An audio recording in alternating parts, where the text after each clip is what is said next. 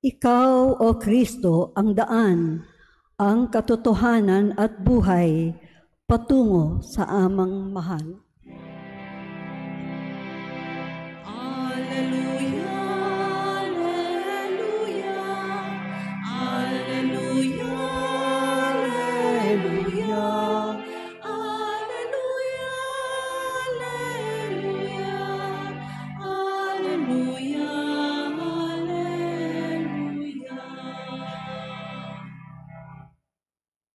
Sumainyo ang Panginoon. At sumaiyo rin. Ang mabuting balita ng Panginoon ayon kay San Lucas. Papuri sa iyo, Panginoon.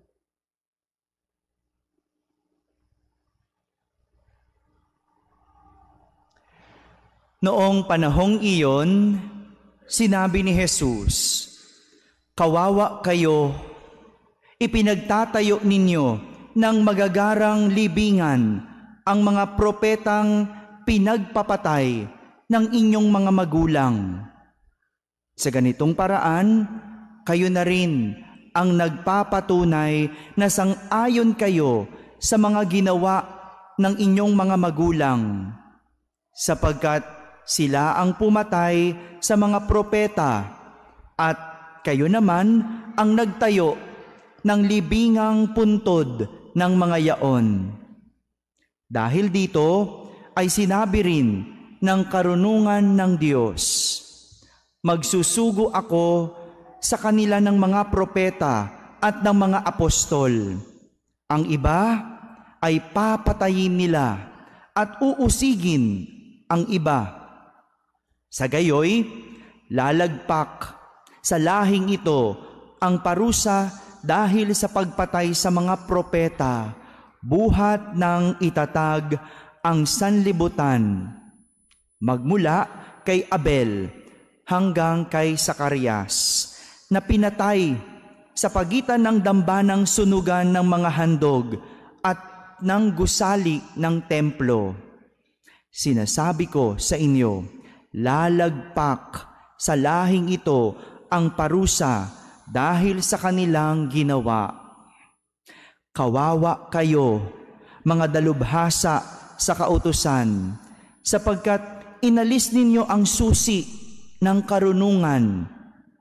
Ayaw na ninyong magsipasok, hinahadlangan pa ninyo ang mga nagnanais pumasok. At umalis si Jesus sa bahay na iyon. Mula noon, tinuligsa na siya ng mga eskriba at ng mga pariseyo at pinagtatatanong tungkol sa maraming bagay upang masilo siya sa kanyang pananalita.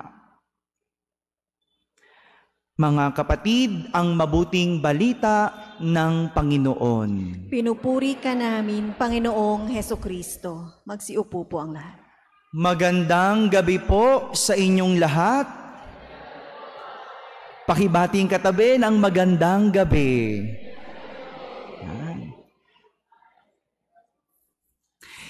Isang pagtatama o corrections ang ating narinig sa ating mga pagbasa sa araw na ito. Sabihin nyo nga po, pagtatama.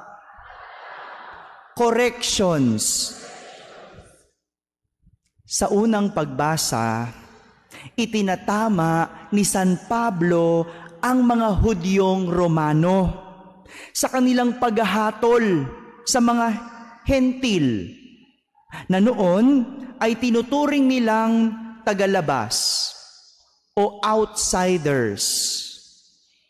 Dahil para sa mga Romanong Hudyo, sila lang mga Hudyo ang maliligtas.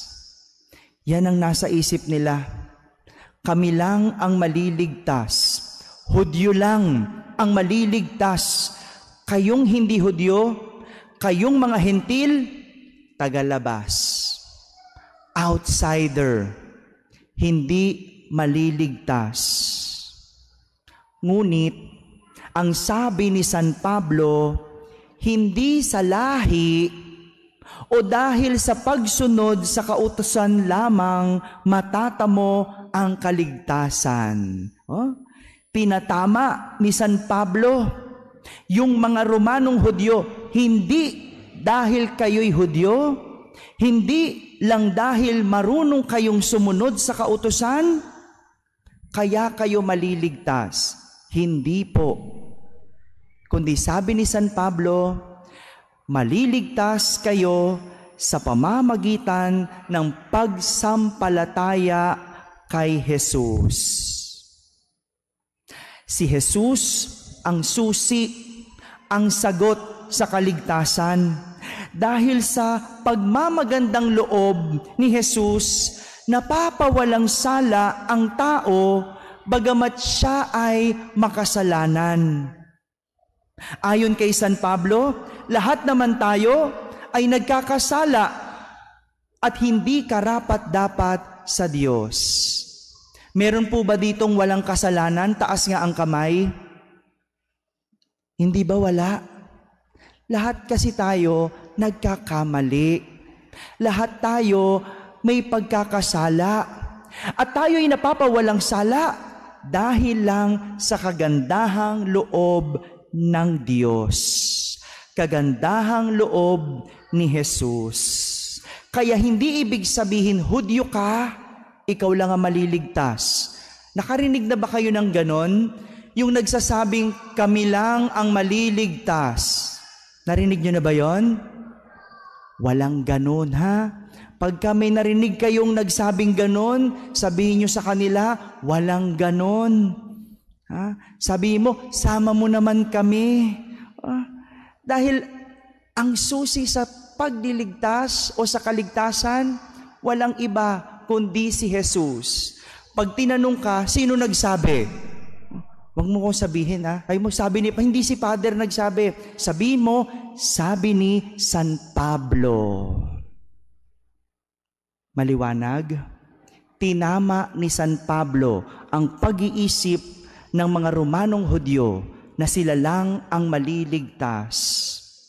Samantala, sa ating ebanghelyo, itinatama naman ni Jesus ang mga Pariseo at Eskriba sa kanilang mataas na pagtingin sa kanilang mga sarili kumpara sa ibang kapwa nila Hudyo. Tingnan mo na, dito, kapwa Hudyo na, nagpapagalingan pa, nagpapataasan pa. Yung kanina, yung sa first reading, sabi, kami lang Hudyo ang maliligtas. Ngayon, sa ebanghelyo, lahat na sila Hudyo. Pero kahit lahat na sila, nagpapataasan pa. Mataas ang tingin sa sarili ng mga Pariseo at Eskriba. Bakit? Kasi alam nila ang batas. Marurunong sila. Matatalino sila. Alam nila ang kautusan. Kaya nga, itinatama sila ni Jesus. Pinagsasabihan sila ni Jesus dahil sa kanilang pinapangaral. Magagaling nga, nangangaral nga, nagtuturo, pero hindi naman nakikita sa kanilang buhay. Puro sila salita, wala namang nakikitang gawa. Yan. Kaya itinatama sila ni Jesus. Oo, magaling kayo. Oo, alam mong lahat. Oo, nagtuturo kayo. Pero hindi naman nakikita sa inyong buhay. Ito po ang dahilan kaya tayo tinatama o kinokorek. Maaring madalas mataas ang pagtingin natin sa ating mga sarili. Gaya na lang ng mga Pariseo. At siguro kaya tayo tinatama kasi pakiramdam ng iba, alam mo ng lahat. Gaya ng mga Pariseo. Alam na nilang lahat. Matalino na sila. Pero may mali pa rin nagagawa. Kahit ang matalino o matalinong isang tao, nagkakamali. Mataas man ang titulo o may posisyon, nagkakasala. At wala rin sa estado ng buhay ang pagiging mataas. Kaya nga tayo dapat marunong makinig sa pagtatama. Kapag sinabihan kang mali iyan, huwag ka namang ganyan, pakinggan mo. Hindi mo dapat kinakalaban yung nagtatama sa'yo. Kasi sa pagtatama, diyan ka uunlad. Yung mga Pariseo, pag tinatama sila, nagagalit. At kinu-question si Jesus. Sinusubok si Jesus. Kaya sa huli, matalino man, wala ring nangyayari. Mga kapatid, ito po ang imbitasyon sa ating lahat. Makinig sa pagtatama. Sa halip na kalabanin ang nagtatama, pasalamatan, pakinggan. Dahil sa kanilang pagtatama, tayo ay may pagkakataong magbago at umunlad. Tandaan, dahil lang sa kabutihang loob ng Diyos, tayo napapawalang sala. Ibig sabihin, lahat tayo nagkakasala at nakakagawa ng masama. Kaya walang tao ang ligtas sa pagtatama. Tama po ba? Sabihin, tama. Amen? Amen.